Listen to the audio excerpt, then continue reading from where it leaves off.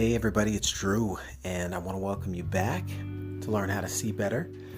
Thanks for joining. We are getting into a little bit of a continuation as well as a fresh start. If you're with us in the last episode, we were talking about overcoming overwhelm, and the long and short of it is just how focus can be so critical. Focus and being locked onto a goal or objective is going to be so much of a critical component to overcoming that overwhelm. And highly recommend that you guys take a quick listen back at that one. It'll help really set the stage for this one, because this is where we kind of say, all right, now that we've got all the clutter figured out and how we're going to attack that and defeat that, just so we can get the initial brain fog out of the way, so to speak. Now we can start fresh, start anew, and start to look at how do you even really go about looking at the big picture with a fresh new perspective. How can you develop a better vision for your world, for your life, for your existence, in this short moment of eternity, to just make it as blissful as we can, right? And I think it's so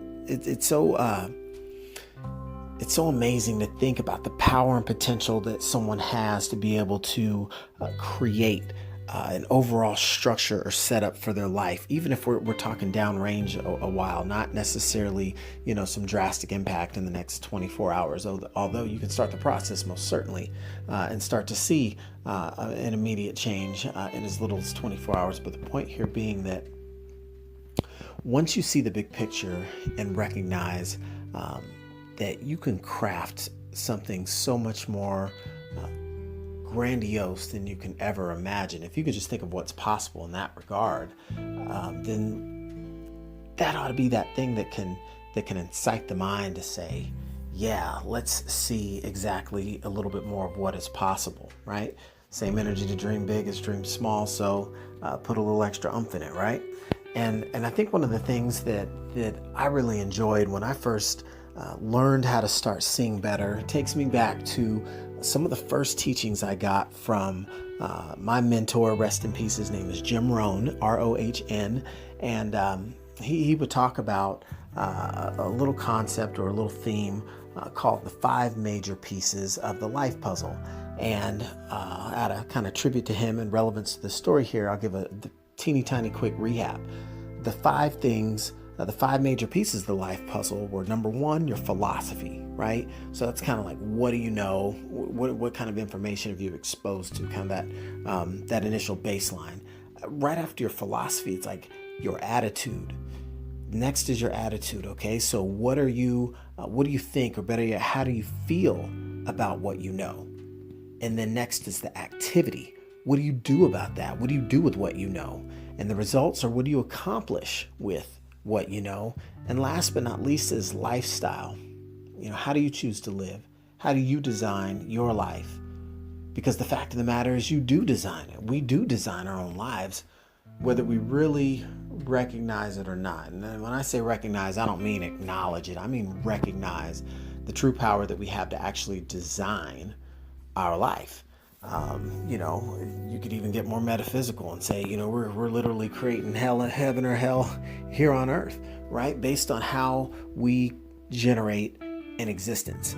I could give a variety of examples, but, some ideas all over the place. But the point of it all is, we are creating our own existence, our own pleasure, our own pain by our thoughts, our decisions. Some people make great decisions and enjoy all the fruits of their labor, while other individuals may struggle to make wise decisions regarding their own behavior and live a life with a whole lot of freedoms missing, or a whole lot of simple pleasures from life missing, based on penalty or any array of scenarios. But to keep a positive spin on things, when you look at those 5 major pieces of the life puzzle and how you apply those and overlay those with how you might want to overlay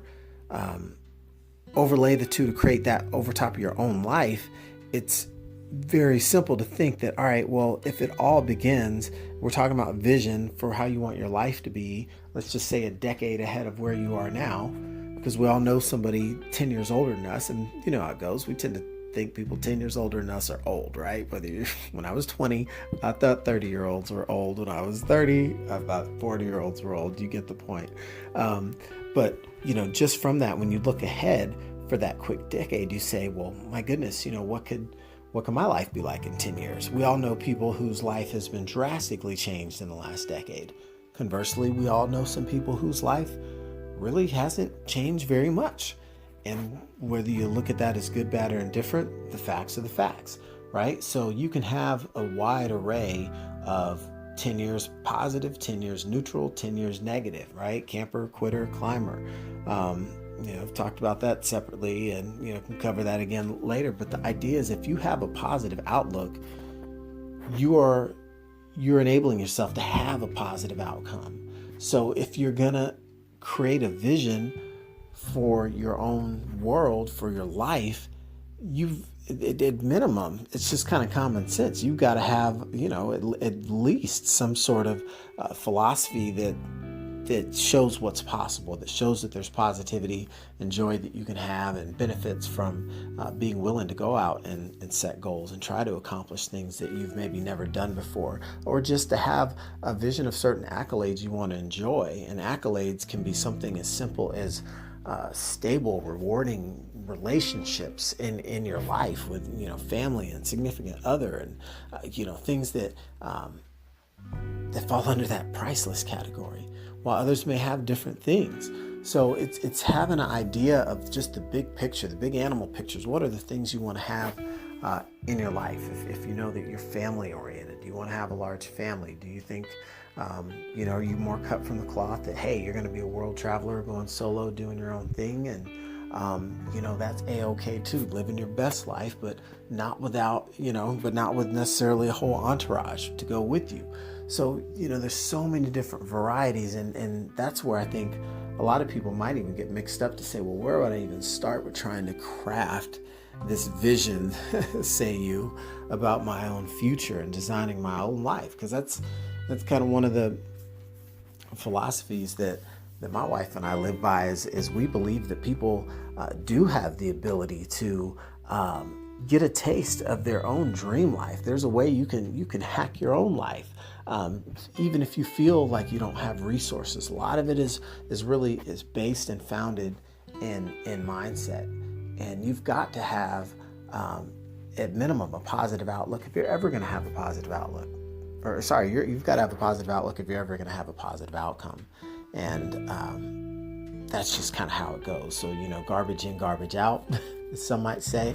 But the idea here is your philosophy is really going to dictate, what's possible. That creates that potential. And as you obviously see how that attitude comes into play, because if you got stinking thinking, you're not going to get too far. You're not going to get too far. It's not, your attitude determines your altitude.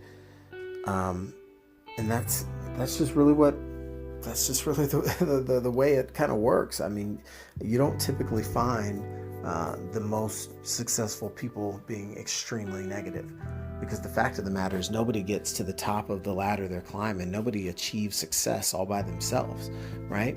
All the most successful people that you can think of one. Think of them all. Think of the ones that come to your mind most. They all have some entourage behind them, even if they're, quote unquote, behind the scenes.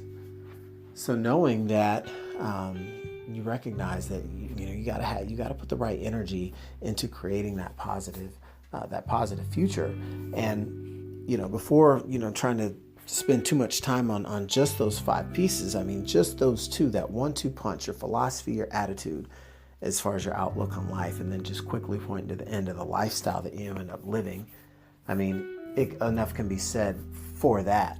And why is this so important to look at is because it plays into the core set of beliefs that you have, and core set of outlooks that you have, the core set of values that you have, things that hold true, because it's really all based on our experiences, and that's how we kind of filter everything that's gone on in our lives in the world. And so to be able to start crafting that vision, you want to be able to understand, okay, who am I? What are the core things that matter most to me? Am I driven by strictly accolades? Am I, looking to have the maximum, impact and significance on the world? Do I want to save the whales? Am I trying to, be a crusader against different types of wrongdoing out there? And, there's just so many different ways that we can tap in to our inner spirit, you could say, or our inner star power, however you want to articulate it. But the point is, we all have things at our core that resonate most with us, right? Think of it this way. Even if you say, well, I'm not really following you. Let's just say I waved my magic wand and gave you $1 million, right? Just play with me a little bit. We're going to have a fun example. Okay. Let's say $1 million matters to you, and you're pleased at this fact that I've waved a magic wand and have now bestowed upon you without any strings attached, no liens and encumbrances on this $1 million, instantly yours in your account, no questions asked.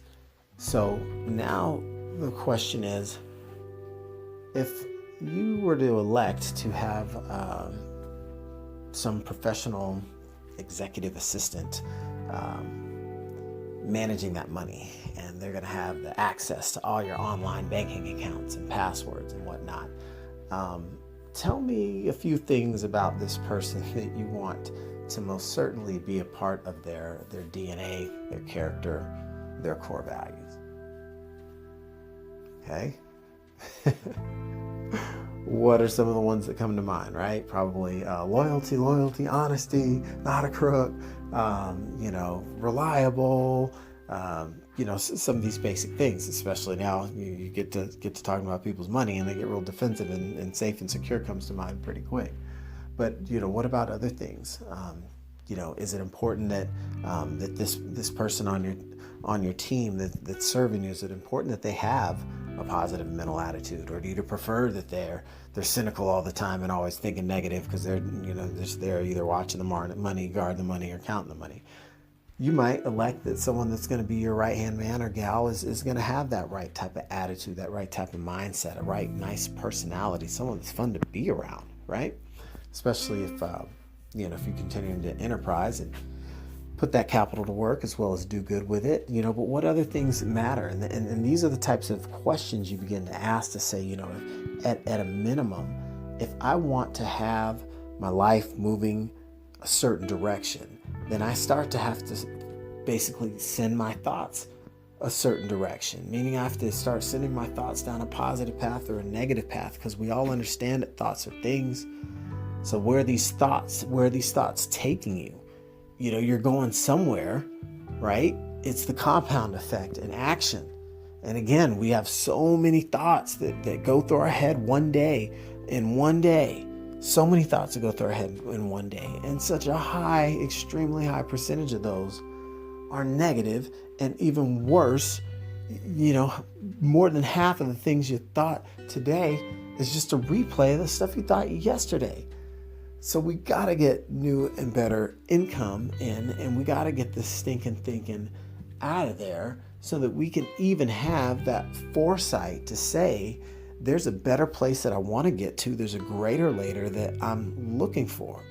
So things like an abundance mindset might be, core values that matter to you, or ones that you might want to try to start practice adopting and essentially evolve yourself from the core. Right? If you're the type of person that's maybe always, felt that you're independent and really doesn't need anybody, solo artist extraordinaire, as well and good as that is, to look at, trying to adopt more of a helper mindset could oftentimes serve you well, especially if you are the recipient of a lot of help. It continues that cycle of gratitude, right? But some people, that's not their core value. But if it's yours, you want to align yourself with individuals that think and operate that same way. It's just the natural synergy of how you want to, kind of move through the world. Because the fact of the matter is, there's all type of people in the planet. Some we're connected to and some we're not. And at the end of the day, there's no reason that any individual that's trying to live is clean and wholesome and whether it's successful or ambitious as a life as possible, or just positive thinking, should be forced to be exposed to or contaminated by the toxic thoughts of other individuals who simply don't hold stake or value in the same set of positive, harmonious, abundant mindset type views. So you've got to look at that when you think about the company you keep, and this can go for people that might be an important part of your past. I mean, in certain cases it could go for family, right? In certain cases it could go for people that you've grown apart from, that you maybe once had a common past, but you no longer have a common future. So you don't want to be, trying to drive down the freeway with your governor on when, most of your associates are over, on the slow lane trying to hit the brakes or even get off the freeway. If that's you, same thing. If you're in a slower lane and everybody's just trying to go, look at how you can make some of those adjustments. You don't have to kill the relationship to love from a distance necessarily if you're looking to go a different direction. But these are some of the things that can help us get the right outlook on the direction we want to move as we start to craft a blueprint, a framework for getting our lives, kind of organized so that we can position ourselves to actually achieve the things that are in our own visions for our lives.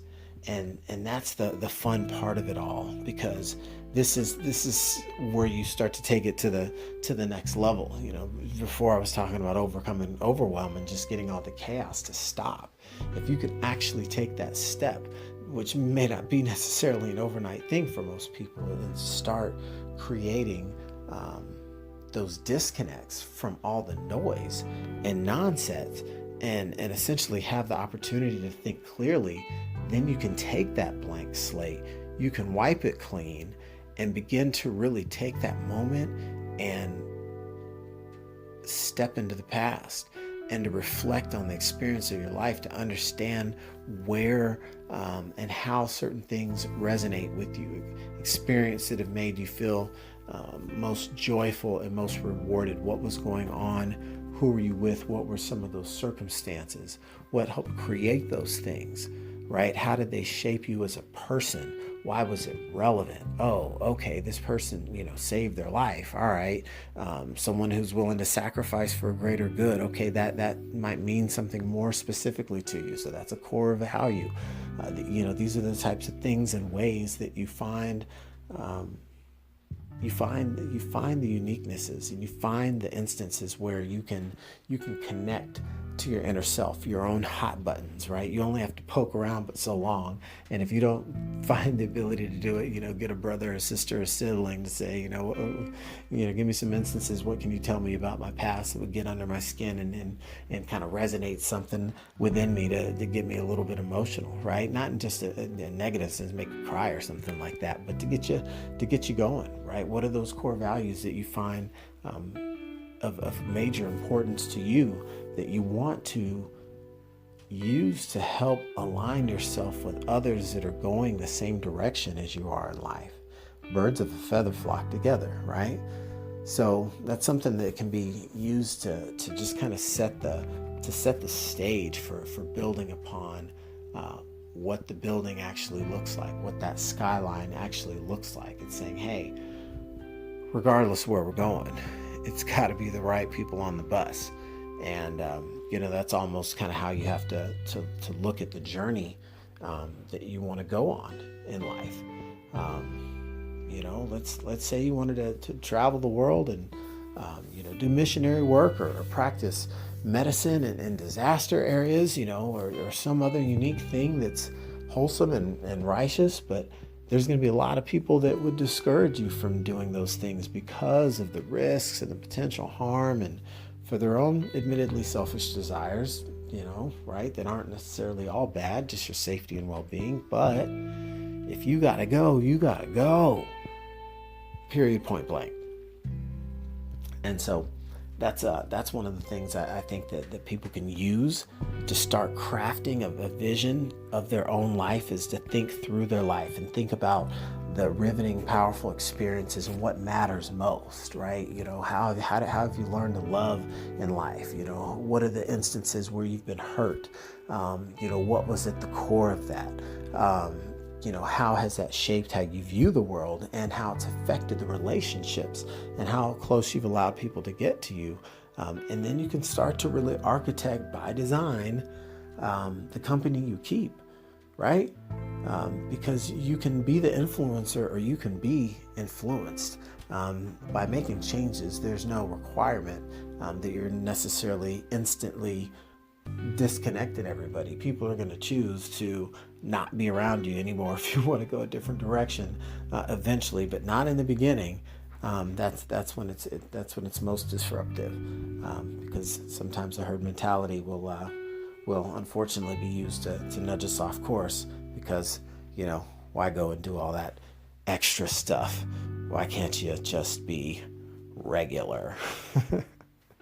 But that's something I wanted to touch on, and I think that's probably a good dose to let everyone noodle on just for this first round of looking at vision crafting and life designing, and essentially a little bit of kind of a peek behind the curtains to how you can architect a life by design, one that can be beyond your own wildest dreams.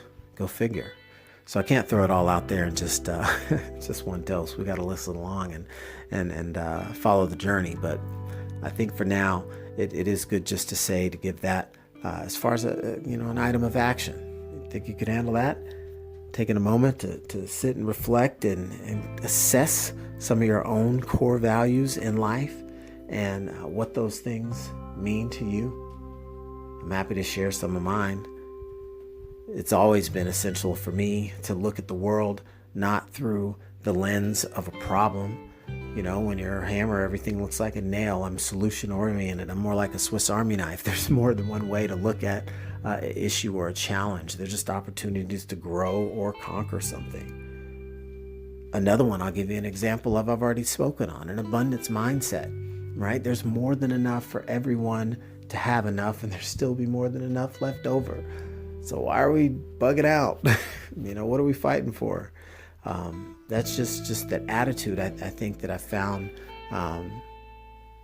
that served me well, whether it's friends, family, colleagues, business, any area of life. You want people around you that have that abundance mindset, because it's going to be an additive. It's going to be an additive energy as opposed to a leaching, negating type of energy. And the last one I'll share is just a giver. I've said this before. I've shared it from the stage. It's like, hey, I'm here to just, pour pure value. I'm a giver, but I don't like takers. It's a scenario where, no different than the purpose of this podcast. Learn how to see better. I'm just trying to give back and contribute as a part of my growth journey for all of the investment that I've made in myself over the last decade plus. It's been an amazing journey that some of the things I've been exposed to is like every living soul on the planet should be exposed to. But no matter what highest mountaintop you shout it from with the loudest megaphone, there'll still be deaf ears for it to fall on, or ears it'll never reach at all. So what can you do? Hey, just take a swing of the bat and try and do some of that, right?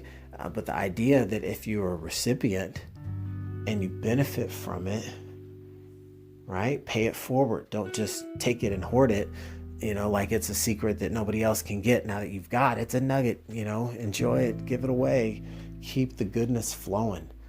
Treat it like currency. And for currency to have power, it's got to flow like current. It's got to move. Be a giver, pay it forward, light someone else's candle.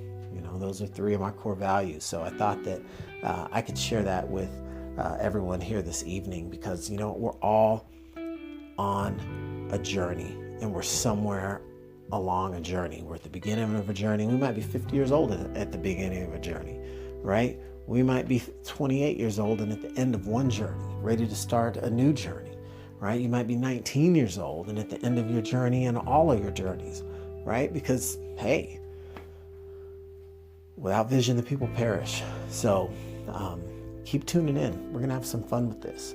I invite all of you to attempt to start taking this path and journey and looking to see how you can get a little organization in your own world, your own life, and start to craft a vision for it. At least create a blueprint or a structure, because you know yourself.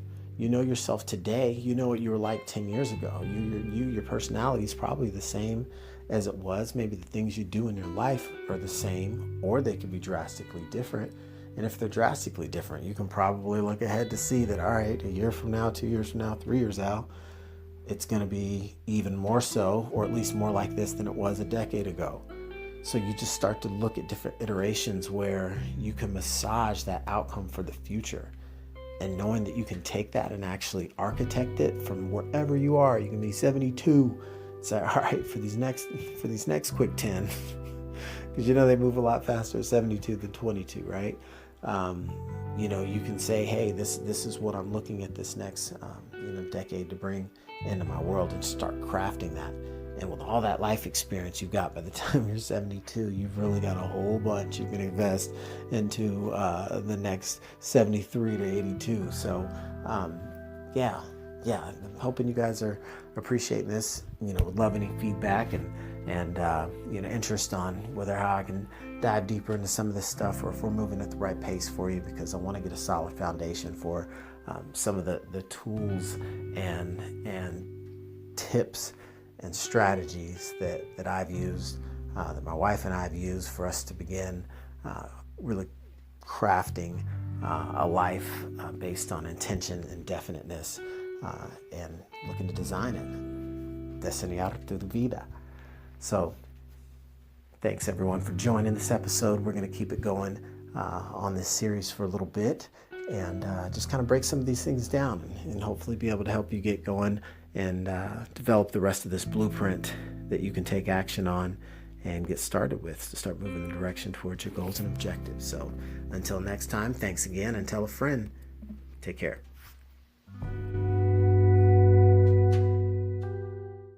The podcast you just heard was made using Anchor. Ever thought about making your own podcast? Anchor makes it really easy for anyone to get started. It's a one-stop shop for recording, hosting, and distributing podcasts.